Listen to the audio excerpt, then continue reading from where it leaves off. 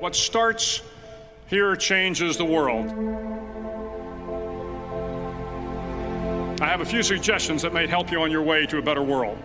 And while these lessons were learned during my time in the military, I can assure you that it matters not whether you ever served a day in uniform. It matters not your gender, your ethnic or religious background, your orientation, or your social status. Our struggles in this world are similar, and the lessons to overcome those struggles and to move forward, changing ourselves and changing the world around us, will apply equally to all. So here are the 10 lessons I learned from basic SEAL training that hopefully will be of value to you as you move forward in life. Every morning in SEAL training, my instructors, who at the time were all Vietnam veterans, would show up in my barracks room, and the first thing they'd do was inspect my bed. If you did it right, the corners would be square, the covers would be pulled tight, the pillow centered just under the headboard, and the extra blanket folded neatly at the foot of the rack. It was a simple task, mundane at best, but every morning we were required to make our bed to perfection.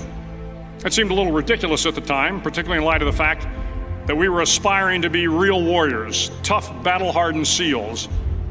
But the wisdom of this simple act has been proven to me many times over. If you make your bed every morning, you will have accomplished the first task of the day.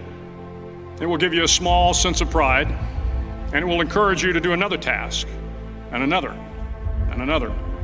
And by the end of the day, that one task completed will have turned into many tasks completed. Making your bed will also reinforce the fact that the little things in life matter. If you can't do the little things right, you'll never be able to do the big things right. And if by chance you have a miserable day, you will come home to a bed that is made, that you made. And a made bed gives you encouragement that tomorrow will be better. So if you want to change the world, start off by making your bed.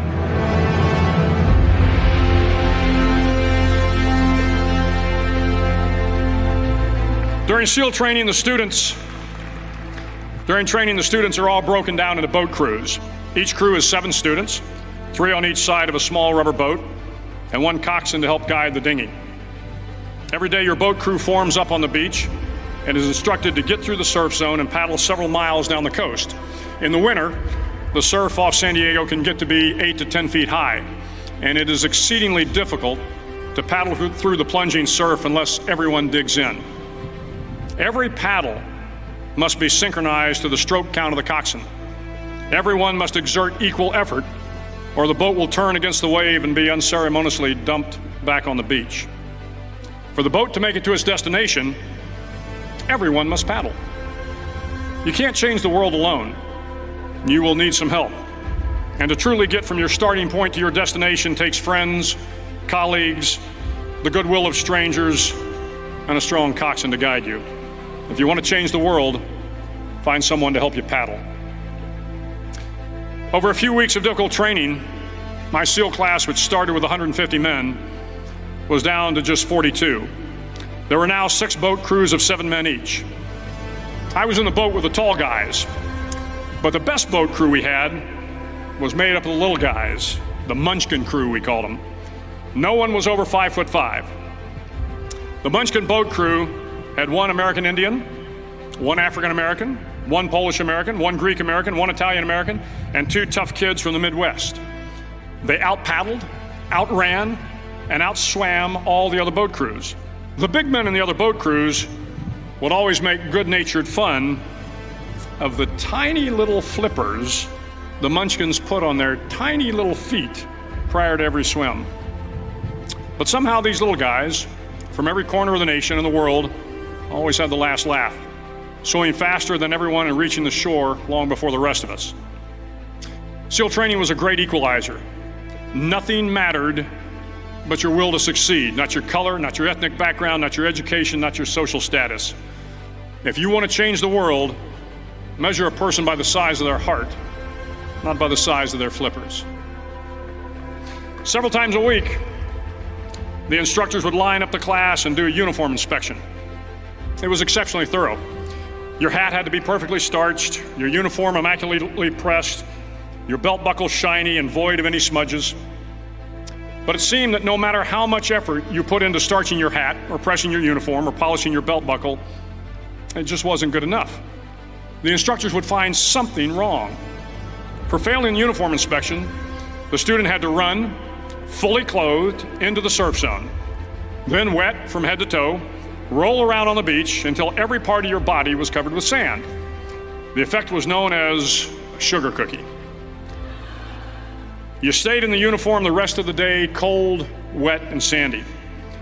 There were many a student who just couldn't accept the fact that all their efforts were in vain, that no matter how hard they tried to get the uniform right, it went unappreciated. Those students didn't make it through training. Those students didn't understand the purpose of the drill. You were never going to succeed. You were never going to have a perfect uniform. The instructors weren't going to allow it. Sometimes, no matter how well you prepare or how well you perform, you still end up as a sugar cookie. It's just the way life is sometimes. If you want to change the world, get over being a sugar cookie and keep moving forward. Every day during training, you were challenged with multiple physical events: long runs, long swims, obstacle courses, hours of calisthenics, something designed to test your mettle. Every event had standards, times you had to meet. If you failed to meet those times, those standards, your name was posted on a list, and at the end of the day, those on the list were invited to a circus.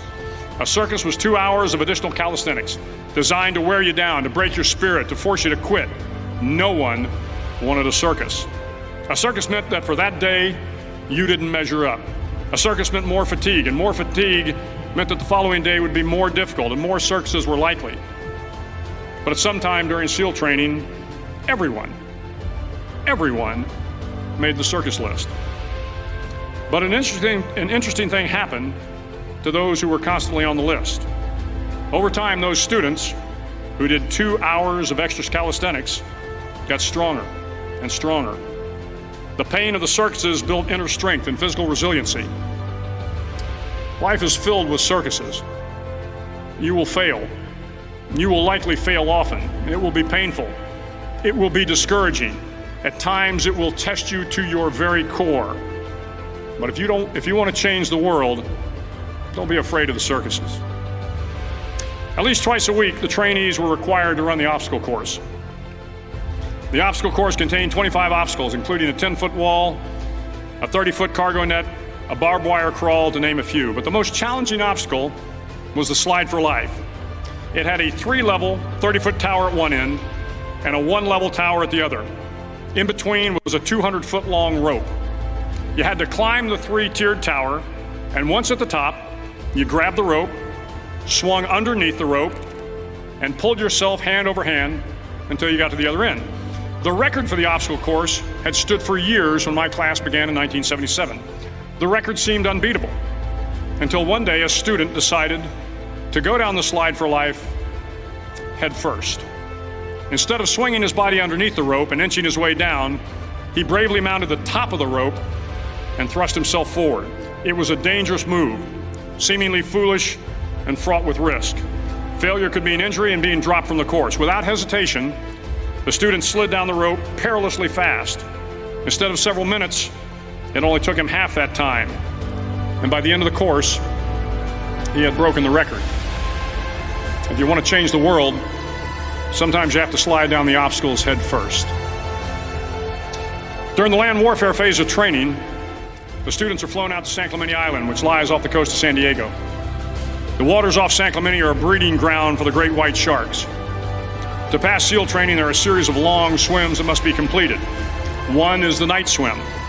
Before the swim, the instructors joyfully brief the students on all the species of sharks that inhabit the waters off San Clemente. They assure you, however, that no student has ever been eaten by a shark, at least not that they can remember. But you are also taught that if a shark begins to circle your position, stand your ground. Do not swim away. Do not act afraid. And if the shark, hungry for a midnight snack, darts towards you, then summons up all your strength and punch him in the snout, and he will turn and swim away. There are a lot of sharks in the world. If you hope to complete the swim, you will have to deal with them. So if you want to change the world, don't back down from the sharks. As Navy SEALs, one of our jobs is to conduct underwater attacks against enemy shipping. We practice this technique extensively during training. The ship attack mission is where a pair of SEAL divers is dropped off outside an enemy harbor and then swims well over 2 miles underwater, using nothing but a depth gauge and a compass to get to the target. During the entire swim, even well below the surface, there is some light that comes through. It is comforting to know that there is open water above you. But as you approach the ship, which is tied to a pier, the light begins to fade. The steel structure of the ship blocks the moonlight. It blocks the surrounding street lamps. It blocks all ambient light. To be successful in your mission, you have to swim under the ship and find the keel, the center line, and the deepest part of the ship. This is your objective. But the keel is also the darkest part of the ship, where you cannot see your hand in front of your face, where the noise from the ship's machinery is deafening, and where it gets to be easily disoriented, and you can fail. Every SEAL knows that under the keel, at that darkest moment of the mission, is a time when you need to be calm, when you must be calm, when you must be composed, when all your tactical skills, your physical power, and your inner strength must be brought to bear. If you want to change the world, you must be your very best in the darkest moments. The 9th week of training is referred to as Hell Week. It is 6 days of no sleep, constant physical and mental harassment, and one special day at the Mud Flats. The Mud Flats are an area between San Diego and Tijuana where the water runs off and creates the Tijuana Sloughs, a swampy patch of terrain where the mud will engulf you. It is on Wednesday of Hell Week that you paddle down to the Mud Flats and spend the next 15 hours trying to survive this freezing cold, the howling wind, and the incessant pressure to quit from the instructors. As the sun began to set that Wednesday evening, my training class, having committed some egregious infraction of the rules, was ordered into the mud. The mud consumed each man till there was nothing visible but our heads. The instructors told us we could leave the mud if only 5 men would quit. Only 5 men, just 5 men, and we could get out of the oppressive cold. Looking around the mud flat, it was apparent that some students were about to give up. It was still over 8 hours till the sun came up. 8 more hours of bone-chilling cold. The chattering teeth and the shivering moans of the trainees were so loud, it was hard to hear anything. And then one voice began to echo through the night. One voice raised in song. The song was terribly out of tune, but sung with great enthusiasm. One voice became 2, and 2 became 3, and before long, everyone in the class was singing. The instructors threatened us with more time in the mud if we kept up the singing, but the singing persisted, and somehow the mud seemed a little warmer, and the wind a little tamer, and the dawn not so far away. If I have learned anything in my time traveling the world, it is the power of hope. The power of one person, a Washington, a Lincoln, King, Mandela, and even a young girl from Pakistan, Malala. One person can change the world by giving people hope. So if you want to change the world, start singing when you're up to your neck in mud. Finally, in SEAL training, there's a bell. A brass bell that hangs in the center of the compound for all the students to see. All you have to do to quit is ring the bell. Ring the bell, and you no longer have to wake up at 5 o'clock. Ring the bell, and you no longer have to be in the freezing cold swims. Ring the bell, and you no longer have to do the runs, the obstacle course, the PT, and you no longer have to endure the hardships of training. All you have to do is ring the bell to get out. If you want to change the world, don't ever ring the bell. It will not be easy. Start each day with a task completed. Find someone to help you through life. Respect everyone. Know that life is not fair and that you will fail often. But if you take some risks, step up when the times are the toughest, face down the bullies, lift up the downtrodden, and never, ever give up. If you do these things, the next generation and the generations that follow will live in a world far better than the one we have today. And what started here will indeed have changed the world for the better. Thank you very much.